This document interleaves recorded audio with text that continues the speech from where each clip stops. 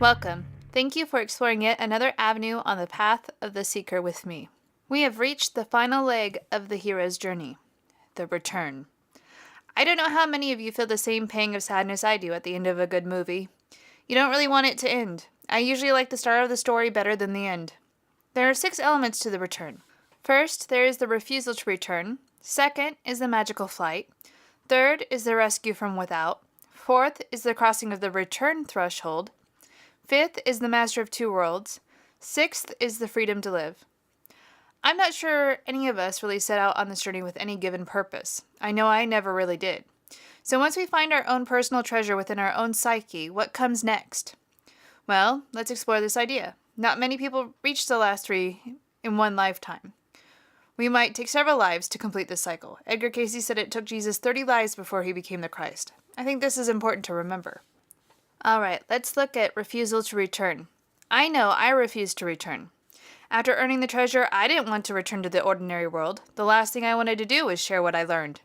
The idea that the seeker's path would lead to being a teacher never occurred to me. They really should put the warnings at the front of the books. When you realize oneness, you realize you have to share the light of the knowledge you've gained with everyone else. There is so much suffering in this world, and a lot of it is because people are feeding their material persona and not their soul. Being an example of love and tolerance in a world where so much are focused on negativity is a tough challenge. A percentage of the people don't want to hear the message. As noted before, both Jesus and Al-Hallaj were crucified sharing their message. If that's not intimidating, I don't know what is. Joseph Campbell says this: "The hero must return with his life-transmuting trophy, but this has been frequently refused. Even Gautama Buddha, after his triumph, doubted whether the message of realization could be communicated." The magic flight. This only happens when someone steals the treasure. They have to escape their demons. This stage doesn't happen for everyone, thank goodness. Joseph Campbell says this: "Sometimes the hero has to escape with the boon. This can be adventurous and dangerous." I talked about that in the last video. Next, we have rescue from without. Again, this doesn't happen to everyone. Yet, it's an awesome thing to have a network of friends who care about you to help you keep grounded.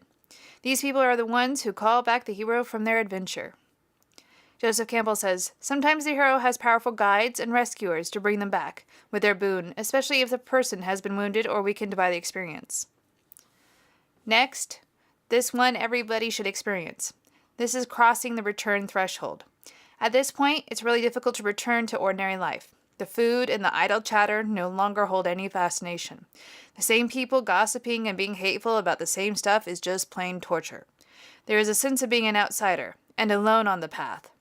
The information that you have brought back and learned along with the experiences might not seem to fit into a normal life.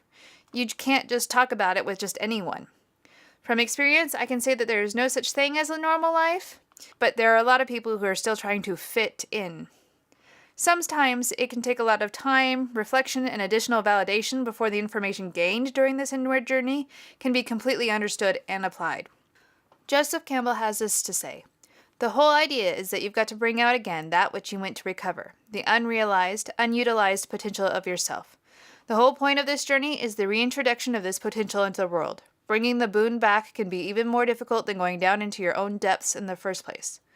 The biggest trick is to integrate the wisdom learned during the journey back into normal life, trying to share the wisdom with the rest of the world."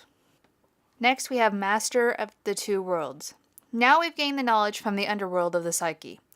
Now that you have this hard-won wisdom, it's time to become the change you want to see in the world. That's when you become a teacher and a way shower to others. You don't try to force your ideology or your thoughts or your experience or your beliefs on anyone else. Here's what Joseph Campbell had to say: "Trying to find the means to find a means or a vocabulary or something that will enable you to deliver to them what you have found is the life boon in terms and in proportions that are proper to their ability to receive. You can always do this, but this requires a good deal of compassion and patience." Finally, we're at freedom to live. What is true freedom? The ultimate freedom is not living in fear.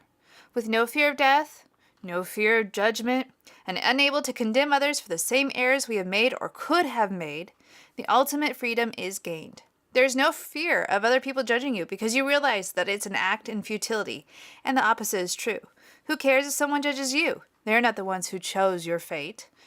There's no desire to be a people pleaser. You're completely authentic and completely transparent. You have achieved an unshakable faith. Even if you faced the trials of Job in the Bible, your faith in the one Creator never wavers, because knowledge has been gained that there is a higher purpose in all those struggles. Campbell, the hero is the champion of things becoming, not of things become, because he is.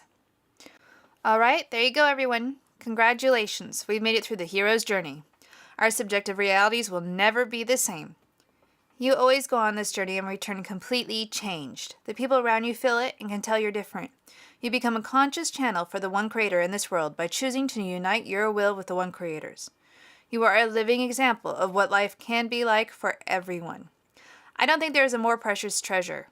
The return is hard, but it's worth it because while we are on Earth, we can continue to be tested and prove that we have truly gained wisdom. We can implement what we've learned with the people that we know and every action that we take. We can also help others liberate themselves by providing an example. The complete transformation and reversal in the way you view life is stunning. The thing is, some of us go on multiple hero's journeys.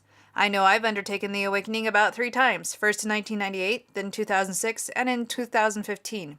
Each time I came back with a realization that I didn't have before that greatly influenced the course of my life.